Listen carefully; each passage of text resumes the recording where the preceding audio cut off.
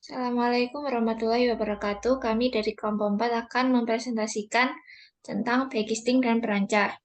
Perkenalkan dari kelompok kami, saya Milatul Mufidat dengan NIM 137. Saya Pika Dilas Nailah Bika Limatila, NIM 131. Saya Zafinda Dianur Aini, NIM 136. Saya Mega Viranova dengan NIM 123. Nah, eh, di awal kita akan membahas backlisting. Yang pertama adalah pengertian backlisting. Backlisting itu merupakan alat untuk mencetak beton sesuai dengan bentuk dan ukuran yang telah ditentukan. Karena sifatnya ini, backlisting harus dapat menahan bebannya sendiri, serta beban dari pekerja dan alat bantu yang akan digunakan lainnya. Contoh dari penggunaan backlisting ini dapat ditemukan pada bangunan yang menggunakan pilar atau tiang dalam desainnya. Tiang-tiang tersebut merupakan hasil dari pencetakan beton yang cetakannya baru dilepas setelah pekerjaan selesai. Contoh lainnya juga dapat ditemukan dalam fondasi bangunan yang menggunakan beton. Berikutnya ada fungsi dari backcasting. Yang pertama, cetakan pondasi bangunan. Seperti yang telah dijelaskan sebelumnya, contoh penggunaan backcasting salah satunya dapat ditemukan dalam pembuatan pondasi bangunan. Penggunaan backcasting di sini sangat penting mengingat membuat pondasi sesuai dengan anggaran belanja, bentuk, serta ukuran yang ditentukan sebelumnya sangatlah penting untuk keberhasilan konstruksi. Yang kedua, cetakan pilar atau tiang. Di sini kita dapat mencetak backlisting sesuai dengan keinginan kita. Salah satu penggunaan backlisting yang paling umum adalah pembuatan pilar atau tiang pada sebuah bangunan. Yang ketiga, tempat berpijak dalam proses pembangunan. Seperti yang dijelaskan sebelumnya, sebuah backlisting harus cukup kuat untuk menahan bebannya sendiri, serta beban para pekerja dan peralatan kerja yang akan digunakan nantinya dalam proses konstruksi. Hal ini karena backlisting akan menjadi tempat berpijak dan bekerja para pekerja ketika sudah mengering nantinya.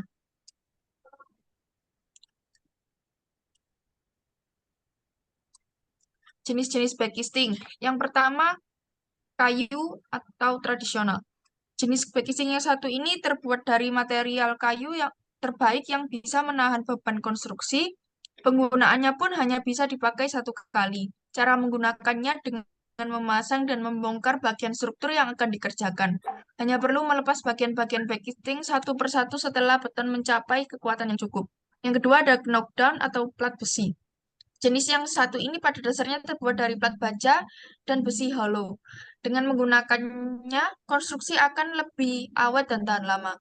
Penggunanya pun bisa memudahkan pekerja karena bisa mempercepat pengerjaan proyek. Dari sisi harga, memang cetakan ini terbilang lebih mahal dibandingkan jenis sebelumnya. Dengan begitu, lebih baiknya cetakan ini hanya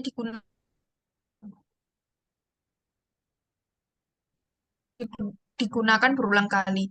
Yang ketiga ada fiberglass. Cetakan yang terbuat dari fiberglass ini bisa tahan terhadap air sehingga sangat cocok dipakai pada konstruksi di bawah tanah. Bahkan bahan fiberglass tidak akan mudah berkarat, ramah lingkungan, ringan, mudah dibersihkan, mudah dipasang, dan mudah dilepas. Selanjutnya ada cara pemasangan backlisting. Yang pertama adalah mempersiapkan bentuk backlisting file cap dan jumlah material yang diperlukan. Semuanya itu harus benar-benar sesuai dengan rencana pembangunan.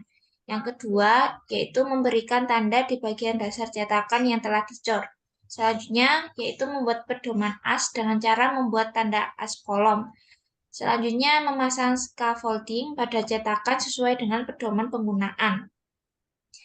Setelah itu, menaikkan serta menurunkan scaffolding dengan tujuan untuk memasang panel. Dalam melakukan pengaturan scaffolding dan melakukan pemasangan panel, tahapan ini harus dilakukan dengan cara memperhatikan semua tanda yang telah dibuat sebelumnya. Selanjutnya yaitu melapisi cetakan dengan menggunakan minyak dan memasangnya dengan benar, sehingga bisa dibuka dengan mudah tanpa adanya beton yang menempel di cetakan tersebut. Yang terakhir yaitu melakukan pemeriksaan dan memastikan semuanya sudah sesuai dengan metode yang ditentukan sebelum proses pengancor dilakukan pada cetakan. Ada cetakan yang untuk digunakan satu kali saja seperti yang konvensional tadi, tapi ada juga cetakan yang bisa digunakan berkali-kali seperti bagging system atau yang terbuat dari fiberglass. Pilih salah satu cetakan yang paling sesuai dengan kebutuhan proyek pembangunan. Next.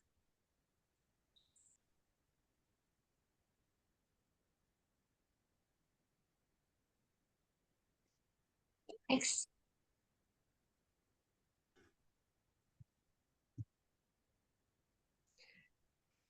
Yang ada definisi perancah.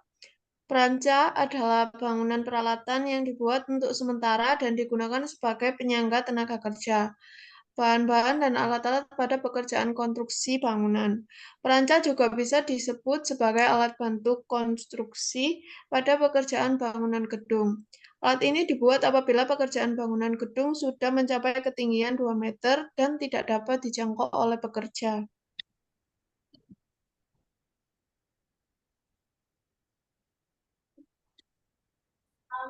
Fungsi perancah. Kebutuhan akan perancah dalam kegiatan membangun, terutama sebuah konstruksi bangunan bertingkat atau gedung sangatlah penting. Karena perancah berfungsi untuk menyangga beban, baik manusia maupun material, pada saat melakukan pengerjaan bangunan, serta berfungsi sebagai jalan para pekerja konstruksi dalam melakukan pekerjaannya. Lalu ada jenis-jenis perancah. Yang pertama ada perancah andang. Di Indonesia perancah andang biasanya digunakan pada pekerjaan yang tingginya mencapai 2,5 sampai 3 meter. Jika tinggi sudah melampaui, maka tidak akan digunakan lagi. Beberapa macam perancah andang, diantaranya ada perancah andang kayu, andang bambu, dan perancah besi. Perancah tiang ini merupakan perancah yang biasa digunakan apabila pekerjaan telah mencapai di atas 3 meter. Perancah tiang dapat dibuat sampai dengan ketinggian 20 meter lebih, sesuai kebutuhan masing-masing. Macam-macam perancah tiang diantaranya ada tiang bambu, bambu dengan konsol dari besi, dan tiang besi atau pipa. Ada perancah tiang bambu yang banyak digunakan oleh pekerja lapangan, baik bangunan bertingkat maupun bangunan biasa. Lalu ada perancah bambu dengan konsol besi. Sistem perancah dengan konsol besi hanya ditahan oleh satu tiang bambu saja. Berbeda dengan perancah tiang. Lalu ada perancah tiang besi atau pipa alat. Ini lebih cepat perancangannya daripada perancah bambu dengan memakai kopling untuk penyambungnya. Next. Yang kedua ada perancah besi beroda. Perancah besi beroda ini terbuat dari pipa galvanis yang dapat dipasang di dalam ruangan ataupun di lapangan. Lalu ada perancah besi tanpa roda yang terdiri dari kumpulan kaki pipa berulir, kusen bangunan, penguat vertikal, tiang sandaran, sambungan pasak, papan panggung, tiang sandaran, panggung datar, penutup sandaran, penopang, konsol penyambung dan keluar, pinggiran tangga, dan lain-lain. Lalu ada perancah menggantung. Perancah ini biasa digunakan untuk pekerja yang sedang memasang internet finishing, pengecatan, plat beton, dan lain-lain. Lalu ada perancah Fremelni. Perancah ini merupakan perancah baru terbuat dari pipa atau tabung logam. Biasa digunakan disusun sedemikian rupa menjadi satu kesatuan hingga ketinggian tertentu yang bisa digunakan sebagai alat penopang para pekerja dalam kegiatan konstruksi tinggi. Lalu ada perancah dolken. Perancah ini merupakan perancah yang berbahan kayu dolken. Kayu bulat atau dolken biasanya digunakan untuk tiang-tiang perancah yang ukuran biasanya digunakan dalam diameter 6 sampai 10 cm. Next. Untuk cara pemasangan perancah. Cara pemasangan scaffolding haruslah memperhatikan pedoman kesehatan dan keselamatan kerja. Dalam hal ini, keselamatan dan kesehatan para pekerja maupun lingkungan kerja, khususnya dalam bidang alat berat seperti konstruksi. Pedoman ini berkaitan erat dengan aspek legalitas, moral, hingga finansial dalam melakukan sebuah proyek konstruksi. Adapun pedoman standar dalam memasang Scaffolding adalah pastikan pekerja menggunakan penutup atau pelindung kepala seperti helm. Kemudian pakaian pun haruslah tepat serta gunakan sepatu yang tidak licin agar aman.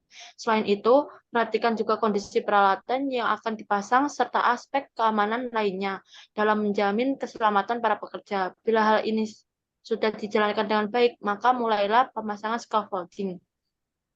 Yang pertama, mulailah dari tingkatan paling bawah. Cara pemasangan scaffolding sebaiknya dimulai dari bagian bawah terlebih dahulu. Anda bisa menyelesaikannya dari tingkat terbawah dan pastikan semua bagian sudah terpasang dengan baik dan kencang. Kemudian baru lanjutkan pemasangan pada tingkatan selanjutnya. Sebenarnya pemasangan pada tingkatan pertama atau ini bisa Anda lakukan dengan mudah dan dilakukan sendirian. Namun, dengan catatan Anda memiliki keahlian di bidang tersebut dan memiliki pengalaman yang cukup. Akan tetapi, jika belum memiliki keahlian tersebut, sebaiknya perlu didampingi oleh ahli maupun tenaga profesional. Mengingat sebagian dasar adalah bagian penopang penting sehingga harus dipasang dengan sempurna guna menghindari hal-hal yang tak diinginkan. Yang kedua, pemasangan menggunakan alat bantu. Setelah bagian pertama di atas terpasang dengan baik, Anda pun masih harus melanjutkan pemasangan stenger lain ke bagian atasnya. Pemasangan seperti ini tentu tidaklah mudah dan membutuhkan tenaga yang banyak serta dilakukan secara bersama-sama. Selain itu, untuk mempersingkat waktu dan meminimalisir kecelakaan kerja bisa dengan menggunakan alat bantu dalam pemasangan. Alat bantu tersebut biasanya berupa tali tambang yang kuat dan diangkat ke atas secara perlahan. Penggunaan tali tambang yang kuat tidak hanya sebagai cara pemasangan scaffolding agar efisien saja, lebih dari itu juga melindungi para pekerja konstruksi dari kecelakaan kerja.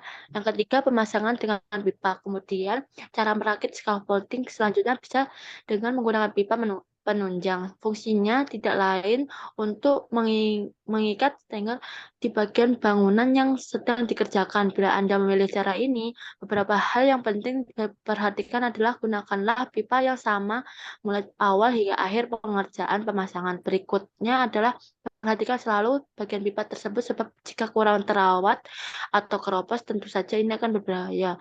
Lalu untuk dasar atau fondasi pemasangan scaffolding akan berada di area yang rata dan kuat guna mencegah scaffolding patah maupun ambruk ketika digunakan.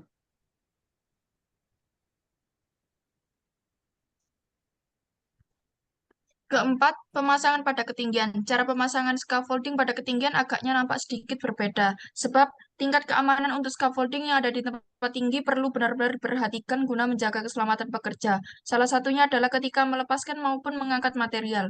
Posisi scaffolding harus dikaitkan ke platform atau papan dan pagar pembatasnya. Untuk jumlah platform sendiri agar makin aman, Anda perlu menyediakan 3 buah platform dengan pagar pembatas. Bila instalisasinya menggunakan metode satu tangan, bagian harness pada setiap bagian harus dilengkapi lanyard dengan panjang sekitar 1,75 meter dan kait hook scaffolding yang berukuran 55 mm maupun jenis yang serupa.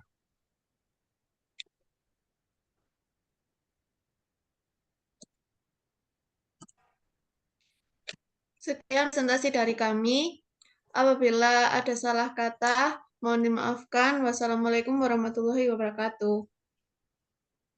Waalaikumsalam warahmatullahi wabarakatuh.